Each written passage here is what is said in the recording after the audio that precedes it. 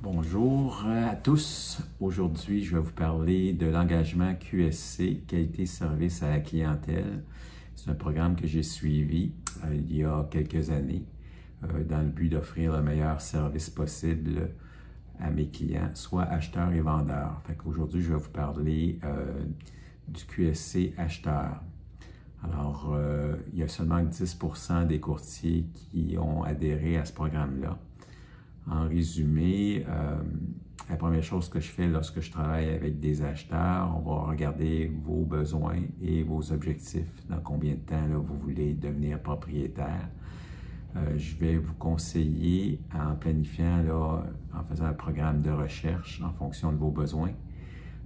Une des premières choses que je vais vous demander, c'est d'avoir une préapprobation au niveau d'un courtier hypothécaire. Donc, si vous n'avez pas fait votre démarche avec la banque, vous pouvez le faire avec un de mes courtiers.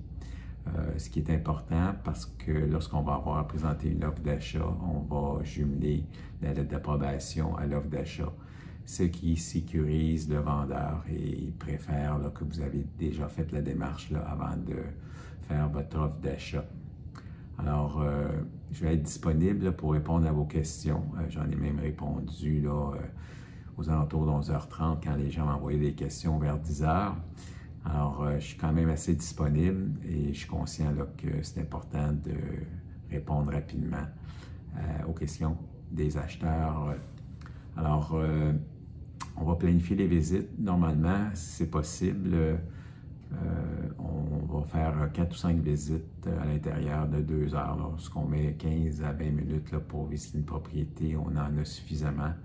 À la suite de la visite, je vais vous demander vos commentaires parce que je dois donner un compte rendu. Puis ça me permet aussi de mieux évaluer vos coûts. Alors pour les prochaines visites, ça va être plus facile là, de faire la sélection des nouvelles propriétés. En ayant un programme que je vous fais, bien, vous êtes sûr de rien manquer sur le marché au moment où le courtier inscripteur va mettre la propriété dans le réseau. Le programme, si ça correspond à vos critères, va vous les envoyer directement. Alors, on est très efficace à ce niveau-là. Lorsqu'on va retenir une propriété, avant de faire une offre d'achat, on va regarder l'historique. On va regarder aussi depuis combien de temps qu'elle est sur le marché. On va regarder aussi dans le passé s'il y a eu des problèmes au niveau interne, au niveau, par exemple, plantation de cannabis. Alors, ces types de propriétés-là sont difficiles à financer maintenant. Les institutions financières là, sont très exigeantes. Là. Ils vont exiger un test d'air. Puis, alors, souvent, on élimine ces propriétés-là. Alors, on va regarder aussi les vendus, les ventes comparables qui sont faites dans le secteur au cours des 2 ou 3 derniers mois pour être en mesure de justifier un prix qui est adéquat. Naturellement, en négociation, si on part un prix trop bas, on risque d'insulter les vendeurs et au bout de la ligne, le résultat peut être défavorable aux acheteurs. Donc, on analyse la situation et on évolue avec chacune des situations qui va se présenter comme si c'est un cas de séparation, donc les dates d'occupation peuvent devenir importantes, ou les successions, naturellement. Alors, j'ai eu dans le passé, mon record a été de faire 13 offres d'achat avec un client. On s'est aperçu que la 13e maison était réellement la meilleure sur laquelle on avait fait une offre.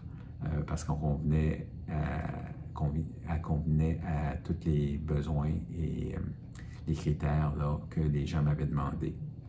Alors, il faut être patient, c'est une de mes qualités. Après avoir finalisé l'offre d'achat, naturellement, il y a une condition d'inspection.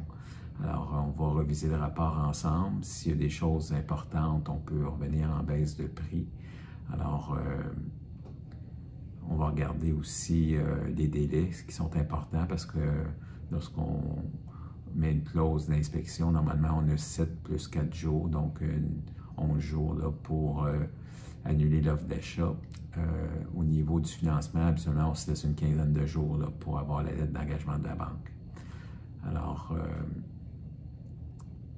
ce qui est important aussi, c'est que pour moi, c'est qu'à la fin, lorsqu'on va aller chez le notaire, je vais être présent au notaire dans la majorité des cas, à moins que je sois pris sur 2 transactions en même temps.